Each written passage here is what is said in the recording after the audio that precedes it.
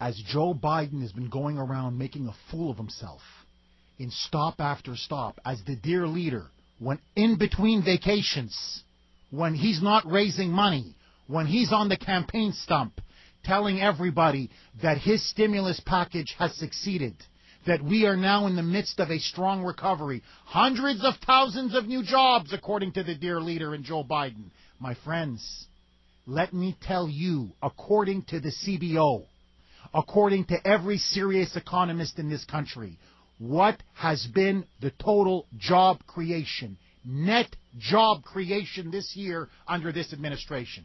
You want to know what it is? Zero. Literally. Zero. Zilch. Nada. Nothing. Nisht, as they say in Russian. Nothing. Unemployment is at 9.5%. And that's only because 1.1 million people looking for work are not even in the labor force. They've even stopped looking. You put them into the numbers, unemployment is at 10.4%. You add in those that are underemployed, people that are only working part-time, people that like to have a full-time job but can't, the real unemployment rate in this country, my friends, is near 20%. We are no longer in a double-dip recession. This recovery is dead. Whatever legs it had, it's long gone. We are now in a depression. Housing is at record lows. Unemployment is now skyrocketing again. We now have a crippling, massive debt and deficits.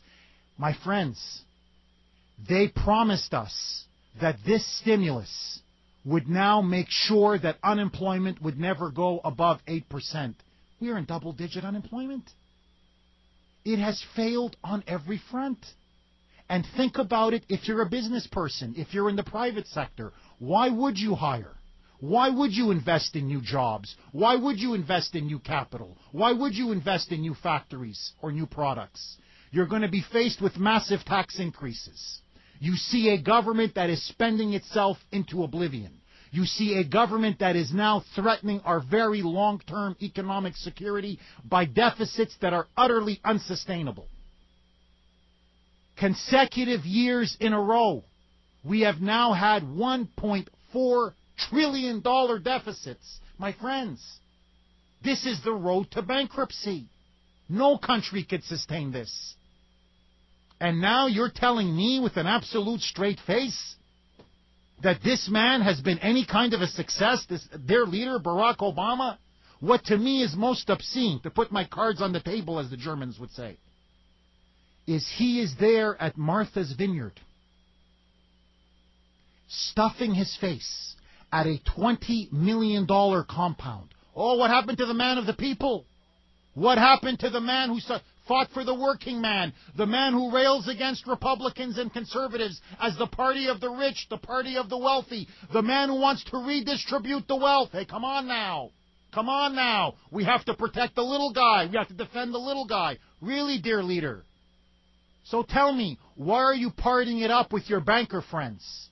Why are you partying it up with your friends who are tied to George Soros? How about all those Chicago political gangsters? They're all surrounding you like cronies around a dictator.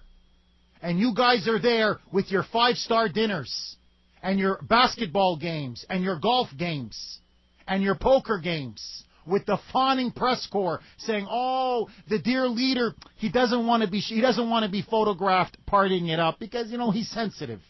He sees a lot of Americans are unemployed, they're out of work, times are tough, the housing market is down, inflation is now picking up potentially, we're printing money like there's no tomorrow, capital is fleeing, people on food stamps are at a record high, there is disaster everywhere." And yet he is there stuffing his face, living the good life, la Dulce Vita, the sweet life. Even the cafe he goes to makes a mockery of everything he does. That's the Chicago way. I stuff myself. I shovel it down my throat. I take what I want. I bribe people off. I lie. I dissemble. Look at Rod Blagojevich. Hey, come on now. One of the most corrupt politicians in this country. He gets away with it. Come on now. Don't expect to hold me accountable. As he stands there on Martha's Vineyard, to me, it is utterly outrageous for him in a time when we have soldiers dying in 2 wars, when we have the American people going through the misery that we are, when we are now essentially in a Great Depression. His policies have so bankrupted us. His policies have so discouraged small business and job creation. His policies have imposed such a crippling burden, such massive regulation, such massive taxation, such a misuse of our resources. He has taken a recession and turned it into a depression. And he still has the nerve to party it up in Martha's Vineyard. He doesn't even have the humility to have a more low-level, modest vacation. No. It's got to be a $20 million compound. Blue Heron Farms. One of the most lavish estates and compounds in the United States. It has to be caviar. It has to be the finest wines. It has to be the finest French cuisine. Nothing but the best for the dear leader, while his people are starving, while his country is hurting. But don't worry, my friends. No. They got everything under control. According to the dear leader, all we need is to put more money into stimulus programs, more government spending, more tax increases, more regulation, more socialism. Hey, if at first you don't succeed, try again.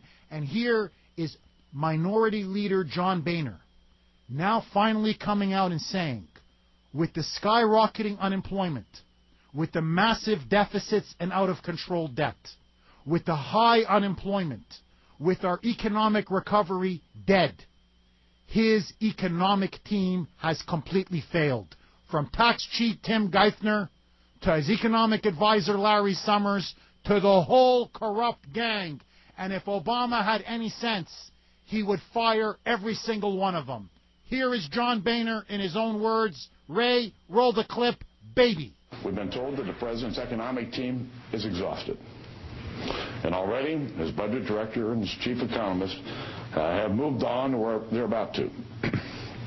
Clearly, they see the writing on the wall, and the president should too. President Obama should ask for and accept the resignations of the remaining members of his economic team, starting with Secretary Geithner and Larry Summers, the head of the National Economic Council. I'm with Boehner on this one. I have to tell you, I don't agree with him on a lot of things, but I got to tell you, say what you want about his orange tan. He may look like a buffoon sometimes, but on this one, he hit the nail right on the head. There's no question about it. Obama's economic team should resign. And the question I have for all of you is a simple one.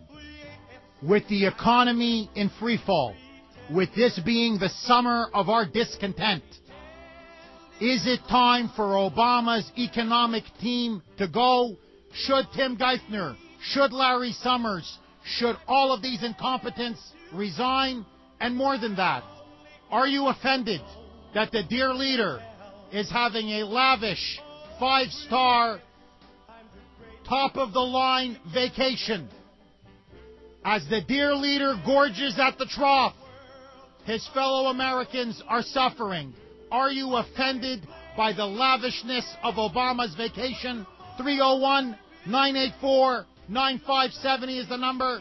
301-984-9570. This is Jeff Kuhner, the last honest man in Washington.